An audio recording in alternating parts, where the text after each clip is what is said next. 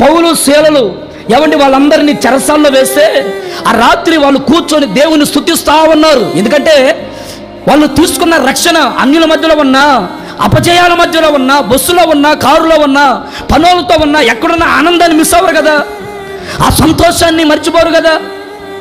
కొంతమంది ఎలాగుంటారంటే అన్యులతో కలిసినప్పుడు అన్యుల మాటలు మాట్లాడుతూ ఉంటారు. కొందరు ఎలా ఉంటారంటే వాన పడుతుందంటే ఆ గొడుగు పట్టుకుంటాడు, ఇంకో వాడు వచ్చాడు అనుకుంటే ఆ గొడుగు పట్టుకుంటాడు. అంటే ఎవరికి ఎలా నడవాలో ఆ గొడుగును పట్టుకొని తిరుగుతూ ఉంటారు.